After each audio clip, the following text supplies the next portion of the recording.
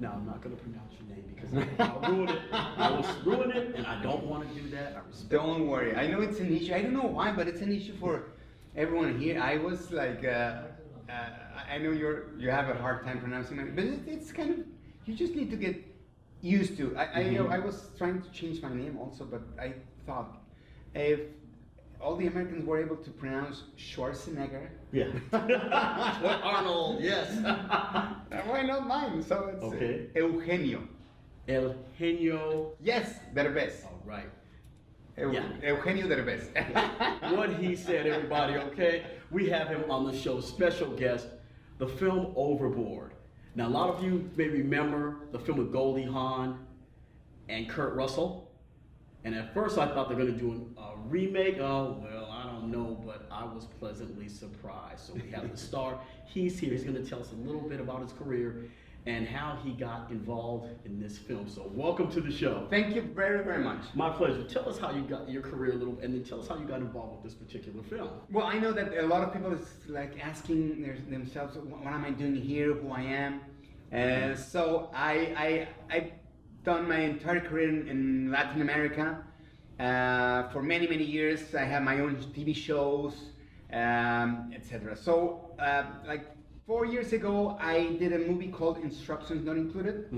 It became the highest grossing Spanish language film ever and in the US and worldwide. Congratulations. It was released here. It made more than $100 million worldwide. So after that, a lot of doors opened in Hollywood. Yes. So I went to MGM for a meeting, and they offered me 3 years ago the remake of Overboard, and they said it would be perfect for you and for some American actress. So they gave me the chance to adapt the script, to work on the script, to co-produce with them. So I'm also a producer in the film. And we started working. We hired the writers from Wedding Crashers, from We're the Millers, How I Met Your Mother, and they wrote and direct this version of Overboard. Yeah, and it's a total switch. I mean, we have Latin flavor in it. We have the little blonde lady in it. We got the telenovela feel with your family and the father. And let me see. No, I have lady hands. Yeah, soft hands. Look at the soft hands. I know. I'm supposedly a construction. Well, you have to watch the movie, but they make me believe that I'm a construction worker, because at the beginning of the movie I'm like a millionaire, like really a jerk, a pampered junior who has never worked a day in his life, and all of a sudden. Because of some reason I lose my memory, and they make me believe that I'm a construction worker and father of 3 girls. So, and the construction workers are watching my hands and saying, you have lady hands, you have soft hands. And that's true. Yeah, it is. But you know, okay, let's fast forward. Working with the children. Some people say it's very challenging working with the children. Very. How did you work with them? I mean, because you see the uncomfortability and then it just flows into a general connection. We're like, oh my, how did you build that up? You know, I was so terrified a few years ago, the first time I started working with kids, that I started bonding with them before we started going on set. And I discovered that made the difference between a real relationship or a fake relationship. So when I came to this movie, I had already experience in 3 or 4 movies working with kids.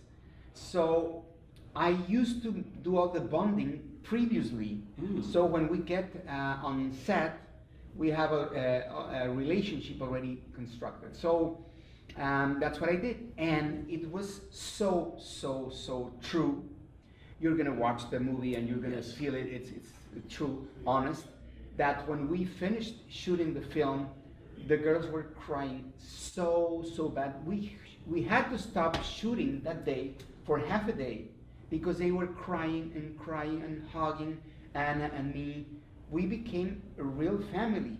I have pictures. I'm gonna post some pictures during the promotion. But it was heartbreaking to see how they were crying when they were leaving the set for the last day. I mean, it looked. I mean, being a parent myself, it was so real, and I was singing, I was watching like, how did he? Because we've seen actors and actors try to blend. It's like, okay, there's a problem here. It's not working, you know. But you blended so well. Yeah. Let's talk about Anna Farris. You want the truth? Yes. She's a nightmare. Yes, let me tell you why. She's so funny that I am cracking up in every single scene. So it's a nightmare to work with her because I can't work with her. I'm trying to be serious, but I can't. She's really funny. And you know, she's amazingly humble. That was surprising to me. I remember first take, she, after we did the first take, she was like, was I funny? And I was like, what are you talking about? I mean, you're Anna Farris. And we're like, no, let me tell you, I'm a comedian by accident, but I'm not really funny. I'm not really funny.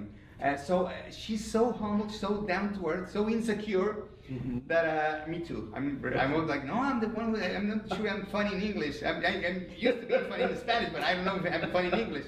So it was a great relationship, but it was a nightmare not to crack up in the middle of the scene. I mean, this is, I guess, would you consider this like a crossover film? I like when it's Spanish translation, so if you didn't speak Spanish, you had to focus on the translation and watch everybody doing the movements. I think this is going to be finally my vehicle for a crossover.